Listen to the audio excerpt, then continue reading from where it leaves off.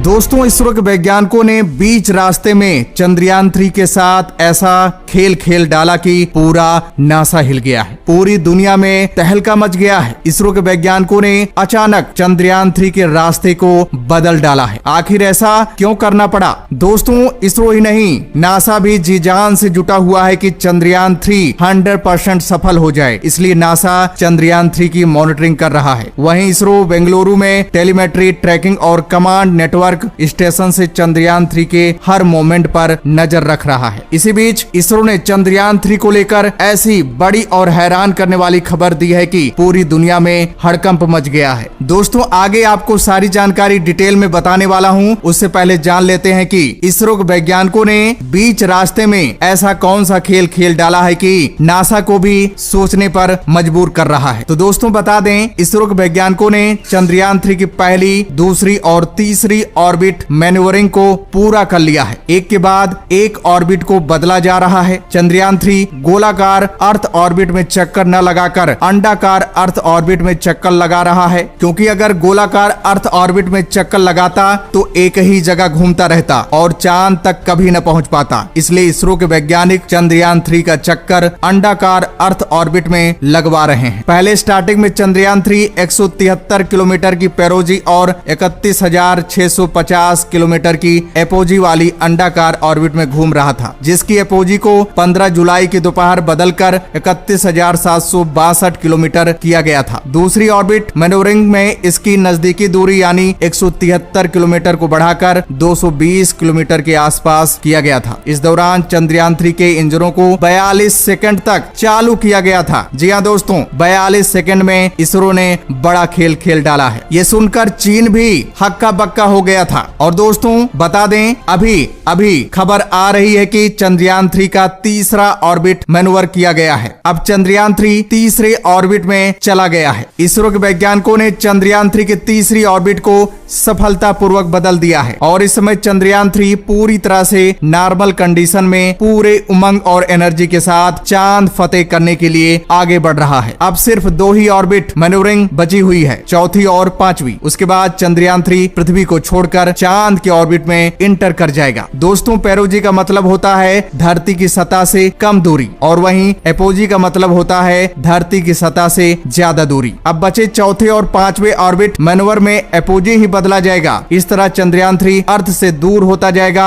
और earth orbit से निकलकर चांद के करीब पहुंच जाएगा। फिलहाल इसरो वैज्ञानिक इसकी ऑर्बिट से रिलेटेड डेटा का एनालिसिस कर रहे हैं। बताया जा रहा है कि 31 जुलाई 2023 को चंद्रयान 3 धरती से 10 गुना दूर जा चुका होगा। इसरो वैज्ञानिक एपोजी में बदलाव करके उसकी ज्यादा दूरी को बढ़ाते रहेंगे। तब तक बढ़ाएंगे जब तक वो धरती से करीब 1 लाख किलोमीटर दूर नहीं पहुंच जाता। यहाँ पहुंचने के बाद इसरो के वैज्ञानिक एक स्लिंग शॉट में चंद्रयान 3 को ट्रांस लूनर इंसर्शन में ढकेल देंगे, यानी चंद्रमा के लिए तय लंबी दूरी वाली सोलर ऑर्बिट। 5 दिन बाद लंबे ऑर्बिट में यात्रा करने के बाद यानी 5 से 6 अगस्त को Chandrayaan 3 lunar orbit insertion stage में होगा। तब चंद्रयान 3 के प्रोपल्शन सिस्टम को ऑन किया जाएगा, उसे आगे की ओर धकेला जाएगा, यानी चंद्रमा की 100 किलोमीटर की ऊपरी ऑर्बिट में भेजा जाएगा। 17 अगस्त को प्रोपल्शन सिस्टम चंद्रयान 3 से लैंडर रोवर से अलग हो जाएगा। प्रोपल्शन मॉड्यूल के अलग होने के बाद लैंडर में चंद्रमा की 100 किलोमीटर यानी एपोजी और 30 किलोमीटर पेरोजी वाली ऑर्बिट में लाया जाएगा। इसके लिए डीबूस्टिंग करनी होगी, यानी उसकी गति कम करनी पड़ेगी। ये काम 23 अगस्त को होगा। यहीं पर इसरो वैज्ञानिकों की सांसें थमी रहेंगी, क्योंकि ये होगा सबसे कठिन काम। यहीं पर इसरो को बड़ा खेल खेलना पड़ेगा। यही वो जगह है जहां चंद्रयान 2 भी अपना दम तोड़ दिया था, हार मान गया था। इसरो को बड़े सूझबूझ से अपने काम को अंजाम देना पड़ेगा। यहीं से शुरू होगी लैंडिंग की प्रक्रिया। फिलहाल इसरो ने इसके लिए बड़े इंतजाम किए हैं। 1% की चूक होने की कोई गुंजाइश नहीं है, क्योंकि इस बार विक्रम लैंडर के चारों पैरों की ताकत को बढ़ाया गया है। नए सेंसर्स लगाए गए हैं, नए सोलर पैनल्स लगाया गया है। पिछली बार चंद्रयान 2 के लैंडिंग साइट का एरिया कम रखा गया था, लेकिन इस बार लैंडिंग साइट का एरिया ज्यादा रखा गया है। यहाँ तक कि अगर टारगेट लैंडिंग साइट में कोई दिक्कत होती है तो चंद्रयान 3 की लैंडिंग दूसरी जगह भी हो सकती है। लैंडिंग की तारीख 23 अगस्त रखी रखी गई है, जो कि काफी लंबा समय होता है। 40 से 42 दिन बाद चंद्रयान 3 चांद की जमीन पर उतरेगा। इसरो चाहता तो चंद्रयान 3 की लैंडिंग 4 दिन में ही करा लेता। देखा जाए तो नासा अपने स्पेसशिप को चांद पर 4 दिन से हफ्ता भर के अंदर पहुंचा देता है। भारत इसके बजाय 40 से 42 दिन लेता है। इसके पीछे वजह है कि धरती के चारों तरफ घुमाकर अंतरिक्ष यान को गहरे स्पेस में भेजने की प्रक्रिया सस्ती पड़ती है। नासा की तुलना में इसरो के प्रोजेक्ट सस्ते होते हैं। इसरो के पास अभी नासा की तरह बड़े और ताकतवर रॉकेट नहीं है जो चंद्रयान 3 को सीधे चांद के ऑर्बिट में भेज सके। बता दें, चंद्रयान 3 में लैंडर, रोवर और प्रोपल्सन मॉड्यूल हैं। लैंडर और रोवर चांद के साउथ पोल पर उतरेंगे और 14 दिन तक वहां एक्सपेरिमेंट करेंगे। प्रोपल्सन मॉड्यूल चांद की ऑर्बिट में रहकर धरती से आने वाले रेडिएशन का स्टडी करेगा।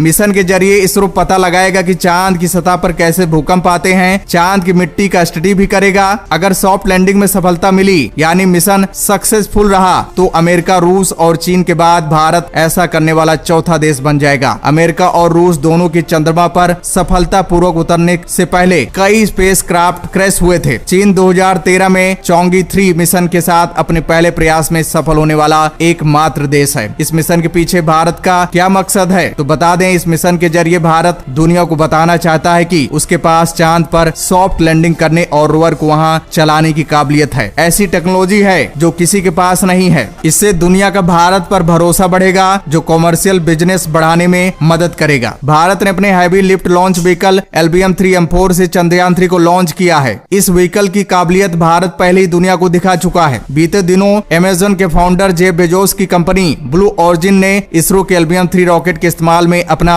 इंटरेस्ट दिखाया था। ब्लू ऑरिजिन LBM-3 का इस्तेमाल कमर्शियल और टूरिज्म पर्पज के लिए करना चाहता है। LBM-3 के जरिए ब्लू ऑरिजिन अपने क्रू कैप्सूल को प्लान्ड लो अर्थ ऑर्बिट स्पेस स्टेशन तक ले जाएगा। साउथ पोल पर ही मिशन क्यों भेजा जा रहा है? बता दें, चांद के सोलर रीजन दूसरे रीजन से काफी अलग हैं। यहाँ पर कई हिस्से ऐसे हैं जहाँ सूरज की रोशनी कभी नहीं पहुँचती और तापमान -200 डिग्री सेल्सियस से नीचे तक चला जाता है। ऐसे में वैज्ञानिक का अनुमान है कि यहाँ बर्फ के फॉर्म में अभी भी पानी मौजूद हो सकता है। भारत के 2008 के चंद्र मिशन ने चंद्रमा की सतह पर पानी की मौजूदगी का संकेत दिया था। इस मिशन की लैंडिंग साइट चंद्रयान 2 जैसी ही है। चंद्रमा के साउथ पोल के पास 70 डिग्री अक्षांश पर अगर सब कुछ ठीक रहा तो चंद्रयान 3 चंद्रमा के दक्षिणी ध्रुव के पास सॉफ्ट लैंडिंग करने वाला दुनिया का पहला स्पेसक्राफ्ट बन जाएगा। इस बार लैंडर में 5 की जगह 4 इंजन क्यों? इस बार लैंडर में चारों कोनों पर लगे 4 इंजन यानी थ्रस्टर तो हैं, लेकिन पिछली बार बीचों बीच लगा 5वां इंजन हटा दिया गया है। फाइनल लैंडिंग 2 इंजन की मदद से होगी ताकि 2 इंजन आपातकालीन स्थिति में काम कर सकें। चंद्रयान 2 मिशन में आखिरी समय 5वां इंजन जोड़ा गया था। इंजन इसलिए हटाया गया है ताकि ज्यादा